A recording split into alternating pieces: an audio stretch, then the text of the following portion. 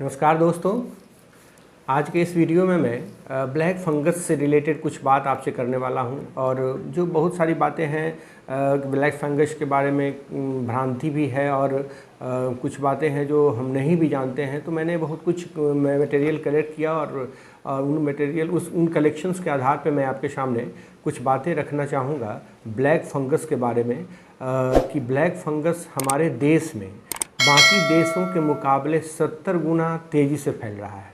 ये एक हाल ही का सर्वे का रिपोर्ट है कि भारत में ब्लैक फंगस से संक्रमित होने वाले लोगों की संख्या 70 गुना अधिक है दूसरे देशों के मुकाबले।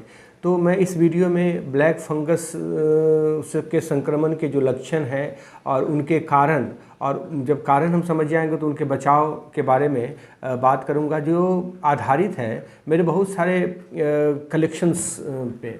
और उन कलेक्शंस पे के आधार पे मैं आपसे ये बात करने जा रहा हूँ कि हम इसको रोकें कैसे और इसका कारण क्या है। दोस्तों, इसलिए इस वीडियो को लास्ट तक ज़रूर देखें, स्किप न करें और आपको बहुत सारी जानकारियाँ मिलने वाली है इससे। दोस्तों, ब्लैक फंगस जो है वो एक बहुत ही पुरानी चीज़ है, बहुत पुराना इन्फेक्शन होता रहा है, सब दिन से होता रहा है। और ब्लैक फंगस जो है इसको बायोलॉजी में, बायोलॉजिकल टर्म में म्यूकर माइकोसिस इसको कहा जाता है। और यह जो है आँखों में या शरीर के बहुत सारे कोमल भागों में, जैसे मसूड़े हो गए, आँख हो गए, नाक हो गए, इन दिमाग पे इसका ज़्यादा असर होता रहा है। और ब्लैक फंगस की उपलब्धता सबसे ज़्यादा जो वो सर्वाइबिलिटी उसकी होती है वो मिट्टी में होती है। और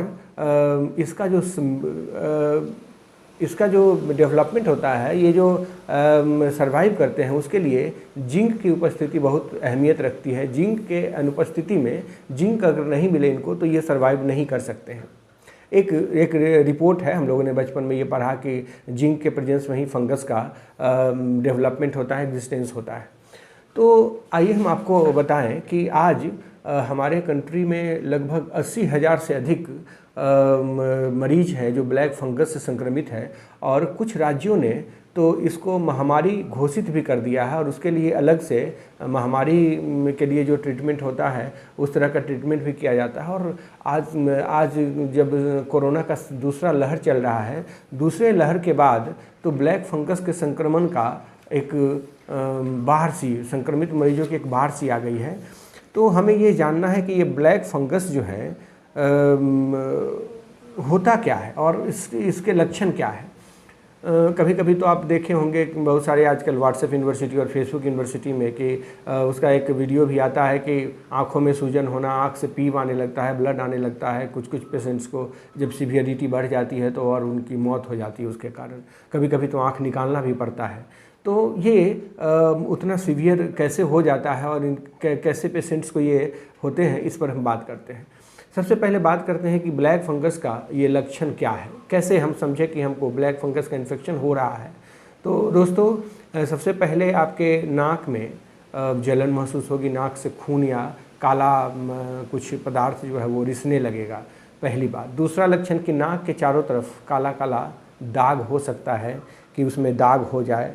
गाल की हड्डियों में या चेहरे पर वो खिंचाव आए, सूनापन आए या दर्द महसूस हो। आपके मसूड़ों में वो इन्फेक्शन होता है, मसूड़ा बहुत ही कोमल होता है, उस मसूड़ों में इन्फेक्शन हो सकता है। और मसूड़ों में इन्फेक्शन के कारण आपके दांत हिलने लगे, दांतों में दर्द हो, सीने में दर्द हो, सांस लेने में तकलीफ़ हो। तो ये सब जो लक्षण है वो, हाँ, एक जो सबसे, ये सब सारे लक्षण के अलावे एक लक्षण होता है कि आँखों में जलन हो, आँख में वो दृष्टि जो है वो दोहरी दृष्टि हो जाए, मतलब एक बार देखे तो एक चीज़ वस्तु को देखे तो दो वस्तु दिखाई दे, धुंधला दिखाई दे। और आँखों के चारों तरफ सूजन अगर अपीयर हो जाता है तो ये सब लक्षण हो सकते हैं कि आपको ब्लैक फंगस का संक्रमण होने वाला है। अब ब्लैक फंगस के संक्रमण का कारण क्या है ये हम जानना चाहते हैं। तो हाल के रिसर्च में, हाल के डिस्कशंस में जो भी डॉक्टर्स या रिसर्च स्कॉलर्स का डिस्कशन से बहुत सारी बातें सामने आई हैं कि ब्लैक फंगस का इन्फेक्शन जनरली होता किनको है। तो जो इम्यूनो कंप्रोमाइज लोग हैं, जिनका इम्यून सिस्टम बहुत ही कमज़ोर है, उन पर ब्लैक फंगस का सबसे पहले असर होता है। एक और भी बातें आई हैं कि जितने भी पेशेंट्स हैं उनमें उनके ब्लड में ब्लड शुगर का लेवल बहुत ज़्यादा था। तो ब्लड शुगर का लेवल ज़्यादा होने से खून में मिठास बढ़ जाती है, जिसके कारण ब्लैक फंगस के इन्फेक्शन होने का खतरा बहुत ज़्यादा बढ़ जाता है। यहाँ बात आई कि इम्यून सिस्टम कमज़ोर होने की, तो जिनका इम्यून सिस्टम कमज़ोर है उन पर तो अटैक होता ही है, और ख़ास करके वैसे पेशेंट्स जो स्टेरॉयड का इस्तेमाल करते हैं। दोस्तों मैं आपको बता दूं कि स्टेरॉयड जो एक नेचुरल प्रोडक्ट है। स्टेरॉयड्स खाने से बीमारी तो ठीक हो जाती है, लेकिन बहुत सारे ऐसे एंटी इम्यून डिज़ॉर्डर, अगर किसी के पास इम्यून डिज़ॉर्डर की बीमारी है तो वो जनरली स्टेरॉयड का इस्तेमाल करते हैं, और वो इम्यून सिस्टम को सप्रेस करता है, उसको डीएक्टिवेट करता है, उसको कमज़ोर बनाता है। तो जो स्टेरॉयड का इस्तेमाल करते हैं उनमें भी ब्लैक फंगस के इन्फेक्शन का खतरा बहुत बढ़ जाता है।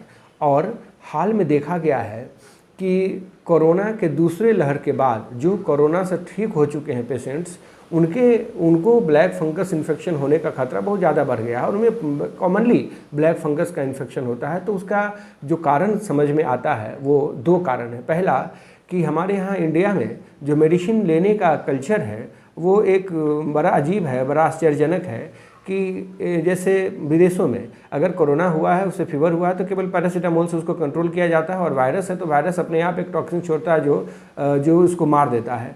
तो एक टाइम बिंग के बाद वो समाप्त हो जाता है। अब हमारे यहाँ अगर कोरोना का इन्फेक्शन हो गया या शंका भी हो गई कोरोना की, तो ढेर सारी दवाइयाँ दी जाती हैं। एंटीबायोटिक खाते हैं, फिर पैरासीटामोल खाते हैं, फिर उसके बाद बहुत सारे मल्टीविटामिन्स खाते हैं, जिंक तो एकदम बेतहासा खाते हैं, स्टेरॉयड खाते हैं। इवन कि ट्रैक्सोल जो है उसको बिना डेक्सोना के दिया नहीं जाता है, डेक्सामीथाजोन, वो एक स्टेरॉयड है। तो स्टेरॉयड देने से आपका इम्यून सिस्टम बहुत कमज़ोर हो जाता है। जिंक खाने से आप न्योता दे रहे हैं बहुत ज़्यादा, अगर ओवरडोज ले रहे हैं, जिंक का बहुत ज़्यादा खा रहे हैं, तो आप न्योता दे रहे हैं फंगस को। तो ये सारी बातें जो हमारे यहाँ मेडिसिन लेने की जो हैबिट है वो थोड़ी सी ऑब्जेक्शनेबल है, और इसके कारण भी यहाँ कोरोना के दूसरे लहर के बाद इस कदर ब्लैक फंगस का केस सामने आ रहा है। तो एक बात ये समझ में आती है कि स्टेरॉयड लेना, और दूसरा कि ओवरडोज में जिंक लेना।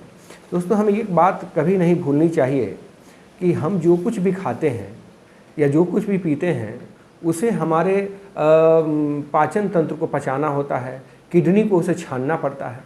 तो ऐसा नहीं कि हम कुछ भी खा लें।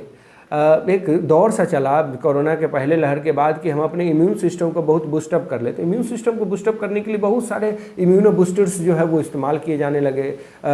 ऐसे ऐसे इम्यूनो बूस्टर्स इस्तेमाल किए जाने लगे जो प्रिस्क्राइब्ड नहीं है। लोग अपने से बिना डॉक्टर के, बिना मेडिकल प्रैक्टिशनर्स के सलाह के लोग लेने लगे, और इससे भी असर पड़ता है हमारे हेल्थ पे, हमारे इम्यून सिस्टम पे, और हम गाहे बगाहे अनजाने में किसी दूसरे बीमारी को भी न्योता दे बैठते हैं। कभी कभी तो अगर आप बहुत सारे इम्यूनो बूस्टर्स के लिए बहुत सारे नेचुरल प्रोडक्ट्स, फ्रूट्स खा रहे हैं, तो उसको किडनी को छानना भी पड़ता है, जिससे कि हो सकता है कि किडनी पर असर पड़े, हार्ट पे असर पड़े। तो ऐसा नहीं कि कुछ भी हम जो खा रहे हैं उसका एक सकारात्मक असर है, तो उसका नकारात्मक असर भी होगा। इसलिए कुछ भी खाने और पीने से पहले हमें ये सोच लेना चाहिए कि वो जो हम खा रहे हैं उसे हमें ही, हमारे शरीर को ही पचाना है, हमारे शरीर को ही उत्सर्जित करना है।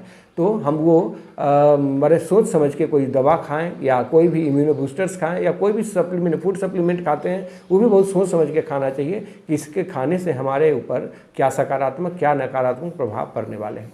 तो दोस्तों ये बात हुई, लेकिन इन सबों में हमें सकारात्मक विचार के साथ रहना है, हमें इसी के बीच में रहना है, और अपने एक गुड हैबिट को कभी छोड़ना नहीं है। न खाने की हैबिट को, न रहन सहन के हैबिट को कभी छोड़ना नहीं है। इसके साथ मैं समझ रहा हूँ कि आपको ये वीडियो बहुत ही मददगार साबित होगा, और ब्लैक फंगस के बारे में जो मैंने आपको सूचना दी है वो सारे के सारे सूचना जो है वो कलेक्शन किए गए हैं, कहीं ना कहीं से किसी रिसर्च का रिपोर्ट है और कहीं किसी न्यूज़ का एक पोर्शन है। अगर आप मेरे नए व्यूअर हैं तो मैं आपसे रिक्वेस्ट करता हूं कि आप इस चैनल को सब्सक्राइब कर लें और बेल आइकन को प्रेस कर लें, ताकि इस तरह के नए नए वीडियोज़ आपको मिलते रहें। और हाँ, अगर वीडियो अच्छा लगता है तो लाइक देना ना भूलें। धन्यवाद।